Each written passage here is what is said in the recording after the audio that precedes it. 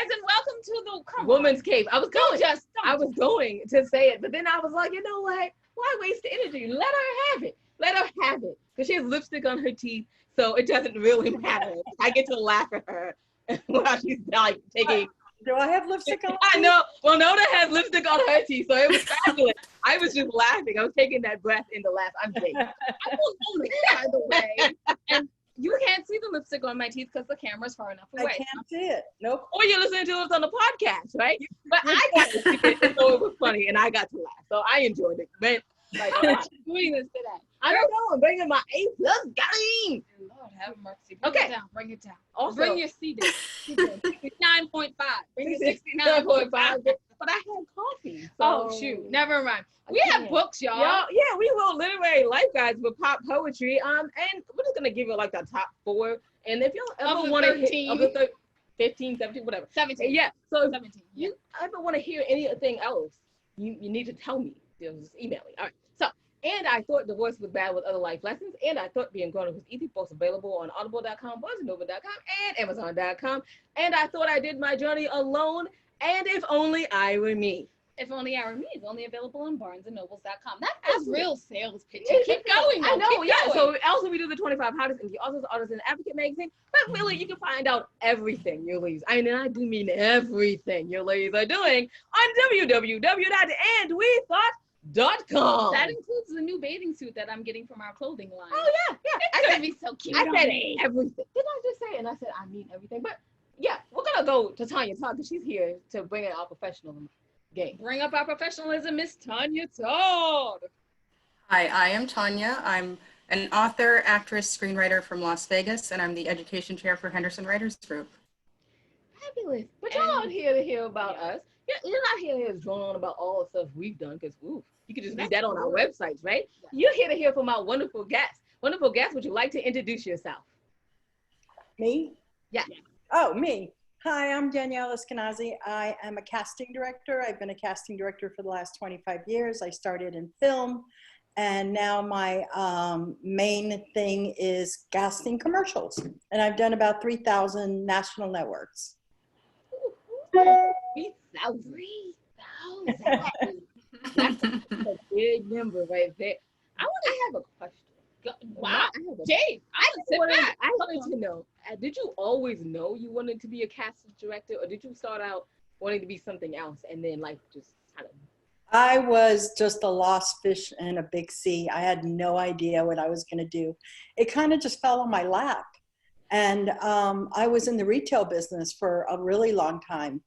And I got very bored with it. And, you know, I couldn't tell one more person, that dress looks fabulous on you. So, so a friend of mine who worked at a big agency said, I was like, what can I do in this business? And she said, try being a casting director. I'm like, okay. And one thing led to another. And I ended up working for the biggest casting directors in the business, Risa Brayman and Billy Hopkins, and did a first movie called At Close Range with them. And then it just sort of went on from there. I got my own films and started doing my own stuff. So, and it led me to here. Before we get to the professional questions, which come from Tanya Todd, I'd like to ask the silly questions that come from authors that go, oh, we wanted to dabble in Hollywood today. So my silly question is, what does a casting director do? We boss people around. No. We, I put out a breakdown of the characters that I need to find after having long conversations with the advertising agency and the producers and the directors. And agents submit to me, and I start going through thousands and thousands of submissions. And from the conversations that we had, I picked the right people for the spot. And I audition them. And then I send a link at the end of the day of the people that I liked, and they start picking the people that they like. And we have a callback session. After the callback session, the actors leave, and we all sit around a big table and we put a big cast together. And then after that, we have a pre-pro meeting and we send it to the clients, and those are the people that we like and we want to book. Basically. I want to say that you being here today, Miss Danielle, has made a dream come true of mine because I have always wanted to interview a casting director. I had not the faintest idea what they did. I just knew I wanted to do it. And we knew we wanted to ask. What do you do? So then I have to ask after that, is going from film to doing commercials and owning your own shop now, right? Yeah, Has that been different? Is it different from film to commercial? And then of course, is it different running your own shop? yeah, it's a whole different process because, you know, for a film, I'll get a script, I'll have to read it, I have to break it down. And then we give them a wish list of big actors. And then when they don't find out that they have the money for it, for the big actors, then I have to start auditioning people. With commercials, it's just, I get the job on a Monday, I start casting on a Tuesday, and by Friday we have a cast. The process is so much quicker. And that's Now, what. do you think that has changed your outlook when you are casting for a film, now that you're used to just going snap, snap, snap? Has it streamlined anything you might do for a film? I did a film recently, and it's just is a long process. You're seeing maybe 10 actors a day and reading them and getting to know them, as opposed to commercials where I see 70 to 80 actors a day.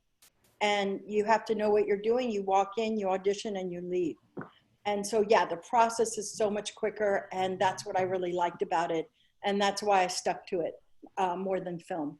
Daniel, would you mind if I ask a question of Tanya right now? I know this is your time, You could ask me anything you want.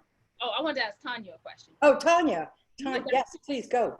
Sorry. All right. Tanya, how does this go from the actor's point of view? I now know what a casting director does. Now I want to know how does the actor do the whole casting thing, like auditioning? Well, it is very different when you go in for a movie role or a television role. You do get to spend more time, and I find it very intimidating to go in front of a commercial director because you have no time. They don't have time for your personality because they have 8 million people they need to see. You better know your spot, and you get in, you get out, and you go. Which is why some of my questions are, how can someone possibly stand out to you, Danielle, when they have so little time to make an impression with you? You know, we have many conversations before we even put a breakdown out. So we all have the same sort of vision of what this character is. And it depends on what you bring to it. You know, a while ago, you weren't allowed to improv. So we really couldn't see what you could really do. And now SAG is allowing that. So you are going to bring something to the table that nobody else is going to bring. And you might change our minds, you know? So it's just basically listening when the director is redirecting you, making those changes. And he just wants to see if he could work with you. And, you know, once you're on the set, because there's going to be tons of changes. So he wants to see how pliable you are. And yeah, see if you're directable. Exactly. And that's why we want to hire your DNA as opposed to anybody else. Right. What are some of your casting pet peeves, both in the room and for video submissions? I don't know if we have that much time. Yeah, you're right. Now you're talking about 25 years of casting, so. Well, tell us the first few that came to mind when I asked the question. The first thing is when an actor comes up to the lobby and talks to my assistant and says to them, I don't know why I'm here. And that drives me crazy because I could bring you in who wants to be there and has studied the lines and dresses the part and is on time. So that kind of that's one of my biggest pet peeves, actually. Everything else I'm really comfortable with actors with, you know. That's basically it. Do you like when an actor buttons the scene? I do, because it makes it their own. And we feel like they understand what's going on and they want to add to it. And that to me is really incredible. Okay, so for the people that do not do film or acting in this film, do not do film or acting in this film, what is buttoning a scene? But doing a button? Yes. What is that? What is it? So let's say you have some dialogue it's basically using your own word or your own small little sentence to finish up the audition. Maybe the way you walk in, maybe the way you walk out, maybe the way you kind of look to the left or look to the right after you're done. It's just something that you bring to it yourself. That is important for auditioning. Like, even that small thing goes into the audition. Yeah, Oh absolutely. I never survive as an actress. I know you will, but it's No. okay. It's when you can't act right. Right. So for all of you actors and actresses out there that are like, feel like they're failing, right? It's better. No, it's I don't not. know. I don't know. I've never been an actress. I can't make that call. Can't make that call. I'm sorry, Tanya, go back to the professional. Real question. You know, I do have a question that's not related to casting. I did a little research on you and I saw that you were born in Egypt. Oh my God. Did that play any part in your decision to join the cast of Queen of the Damned? I was born in Egypt. I lived in Cairo for about, you notice my accent? My Egyptian accent. I was born in Cairo, yeah, in Africa. And then we moved to Paris. We were basically, it's a long story, but I'll just make it short. We were being prosecuted for being Jewish. Oh. So we basically escaped wow. to Paris and waited for our visa for my whole family to come out to America. And we were sort of hidden for a long time. Wow. Yeah. Think about that kind of stuff happening in our day and age with people that we still know. I mean, you're so young to say something like that. Not that young, but thank you. Yeah, it was a scary time. It was a very scary time. So, you know, being an immigrant and being where I am now is a miracle, to be honest. So, but I worked hard for it. So I feel like this should be a script. I know. I feel like you And you should cast it. Yeah, you should. You should. there is a book called Men in a Sharkskin Suit that's basically my family. That's really interesting and how they escaped as well. So where can people find that book? Anywhere. It's been out for years. Yeah. Men in a Sharkskin Suit. Especially, and I'll definitely do it if it's on Audible. Because, you know, like the Audible list is a little shorter than the actual book list. The book list here. The Audible list is like 3 long. So, you know, like it's like, I hope it's on Audible so I can get to it soon. Wow, with that bit of news, I just feel sad in my heart. I'm having a hard time bringing it back. I'm trying. Let me get back into the game. I'm glad I'm not auditioning because I did look left and right. Right. Exactly. How was the transition though from being retail to doing casting direct? I mean, I guess that it's kind of like maybe the same a little Except bit. you get to tell people they don't look good in that dress. You're an idiot in that dress. Why would you wear that here? That must have been very therapeutic. My transition was that I was, you know, bored. And I have to tell you, when I knew that I found my niche, you know, when you find your niche, when you're like, okay, this is it. My friend Susan Streifel, who was working at Triad, which was a big agency at the time, said, try casting. And she said, let me try get you a job. 3 days later, she called me and she said, quit your day job. And I'm like, what? She said, quit your day job. I got you a job. I'm like, okay. So Risa Brayman and Billy Hopkins hired me, and I said to her, do they know that I've never done this? And she said, yeah, they have a good feeling about you. I'm like, okay. So they were casting something in New York. I was supposed to be their West Coast casting associate or assistant for a movie called At Close Range with Christopher Walken, Sean Penn, so many, Mary Stuart Masterson, so many people. It was such a big, huge cast. And so they gave me an address and I said, I'm here. And I walked into an office and they gave me my own office. I'm like, all right, this is feeling kind of good. So as I walked in, there was a guy sitting on the floor and I looked around and he said to me, do you mind if I just sit here for a minute? I'm just finishing up with my wife. And I'm like, it's cool, because I was like, I don't even know where I am. And it was Sean Penn, and he was talking to Madonna. Oh my gosh. He did all the music for the movie. And I was like, okay, this is where I'm supposed to be. I like Oh, this. And my mentor at the time was Lee Daniels. He was a manager at the time, and he would call me all the time. He's like, girl, you got it, don't worry. And I would ask him questions, and he would just help me all the way through. And I just had so many great people in my life to, to where I am today. so Is that why you are a mentor to others, because of the people that were in your life? I, you know, I'm a natural nurturer anyway. And because so many people were there for me in my life, yes, I mean, I think I took the direction as let me help you if I could, or let me lead you to the right direction because what you're doing is not right. And I've led a lot of daughters with mothers who were, people were scamming them.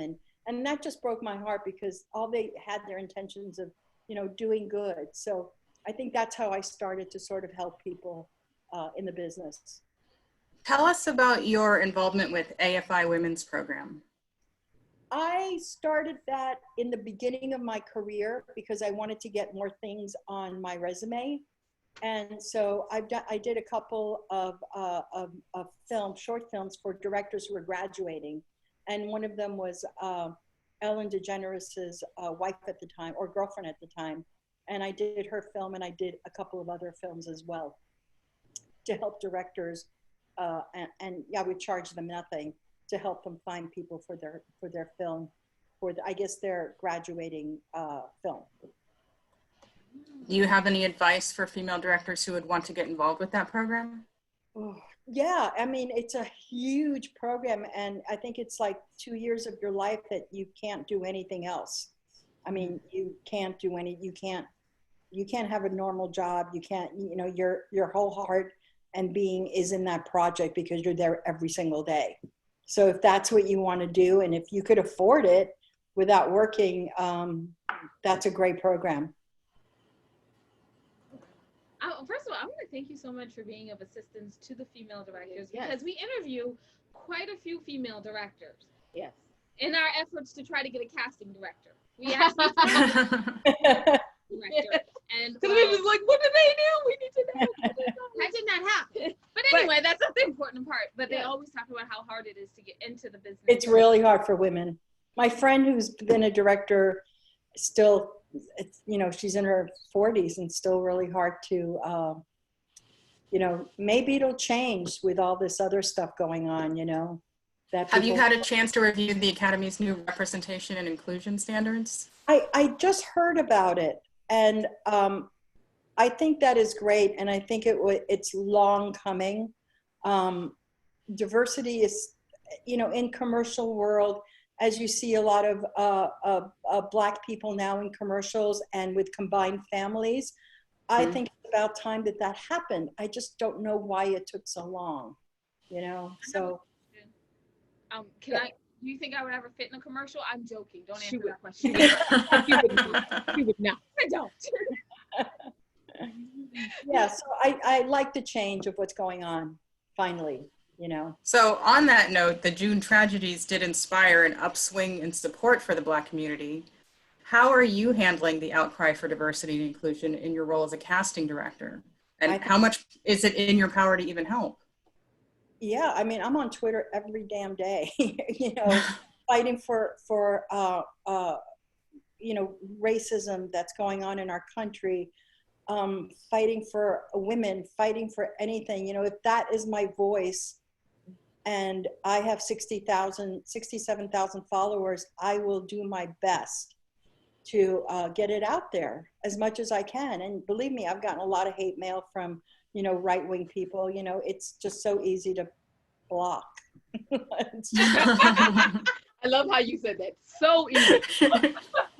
It's like literally a click of a button and you're like, thank you, next. Yeah. So, I mean, but it's not going to stop my fight. It's not going to stop me from helping my friends because I went through the same thing, coming to America. We were, it was bad for us, so I know the feeling of that, and not to take it away, but it's a whole different thing now. But it's just sad. And, and I can go on about our president, but that's a whole other thing. We're going to make this light. Yeah, we're going to make this light. How about a lighter topic? What was it like working with David Bowie? What was it like that what? Working with David Bowie. You really looked me up, didn't you? Okay. It is the best. It's just called research. You. I love that. I love that you did that. He was amazing. He's short. I didn't know that. But we put out an offer to him, and he actually came into the office, and I was just like, oh, I've just known him for so long. And he was just the nicest man. Really, really sweet guy. I have to say, this has been so enjoyable. But I have one question that I have been dying to ask a casting director since I found out that job exists. Mm-hmm. Now that Tanya's asked all the cool questions, I feel like it's so stupid. Silly question. It's a silly question. And Jade, we should have that as an hour, silly question. We should have a little. We should draw it silly question. Now that we've got an intro for that section, my question is, when you're doing that, when you're going through so many auditions, do they all just kind of run together? Do they just look like the same person at some point? Or is that when you need coffee? No, because they all bring something different to the table. And that's what I watch for, It's never mundane to me. It's always exciting to me. And I think that's why I stayed in this business for so long, just because it's so exciting to me. And, again, when you find your niche and this is what you love, and you don't even call this a job, but you get paid for it, it's a miracle, and you got to just love what you do. Okay, serious question. That's so interesting that you brought that up. You're the second person to me that has said that. Actually, the third person today that has said that to us. I don't remember. He did. And when you find something that you love to do, it kind of doesn't even feel like a job, which I say makes us work harder because you enjoy it. Because you're there and enjoying it. So what advice would you give people because you made a transition in your life from being retail, you could have stayed there forever, even though you hated that job. I mean, you had it for so many years, you could have stayed. But once you transition to something else that they love in their life, what are the 3 things of advice that you would give them? Don't stay in something that you are unhappy with, because it'll show. Definitely follow your passion and be patient. And that's my third thing, is to be patient, because a lot of people just oh, I didn't get this. Oh, I didn't get that. You just have to forget it. You go for an audition, you leave, and you leave it behind. And when you do get that call, it's such a great surprise, and it just will fulfill you so much. But if you take every negative thing that happens to you in acting and take it to your next audition, it's going to show. So just be happy you got an audition. Be happy that you got a callback. That's huge. And when you book the job is just the cherry on the cake. But getting callbacks is just as important as getting booked for a job. That is fantastic advice. We understand that. That's fantastic advice. We could definitely transfer that over to writing. And just in life in general, that's very sound and wonderful advice. And I want to thank you for coming on our show today. For making my dreams come true. Is there a job that I don't know about that I need to be interviewing? Well, thank you for all your questions. They've been amazing. Can I take a picture of you guys? Absolutely. Can we wrap up the show real quick? I'm going to finish wrapping up. Okay, so Tanya, where can people find out more about you? I am on social media at Ms. Tanya Todd, and my website is www.mstanyatodd.com. That's MS, not Miss, TONYATODD.com. And I can post a picture. Oh, you guys are all so pretty. Thank you. Okay, so I'm going to wrap it up. Right, Jade, would you like to wrap it up? Absolutely. I would love to wrap this up. Okay, you can find out everything your ladies are doing on www.andwethought.com. While you're there, go to the homepage, go down to the bottom, and you'll see that we have a new podcast called The Ladies' Tales. And we have been interviewing some very interesting people. Plus, one of our scripts that we wrote, we're getting it read, and produced by the wonderful Ms. Tanya Tanya Todd. Todd. So we really appreciate it and thank you for listening to that. Also, more important than everything I've just said, when you go to our website, go to the Leads tab, go to the middle, and see the charities that we proudly support. Yes, we know it's 2020 and it's a pandemic, so money might not be a thing that you can do right now, and that's okay. Maybe you can give them time. Or if you can't give them time, maybe you can just go on social media and at them and say, thank you for doing this wonderful work in the world. Because we all need encouragement. I know to I continue. do. I know I do. I mean, I love when people say, thank you for doing this. Like, I enjoy it so much. So thank you in advance for that. And just remember that wisdom is all around you if you're open to finding it and accepting it. So peace and love, you guys, from Will No No and Jade. Oh yeah, thanks for listening.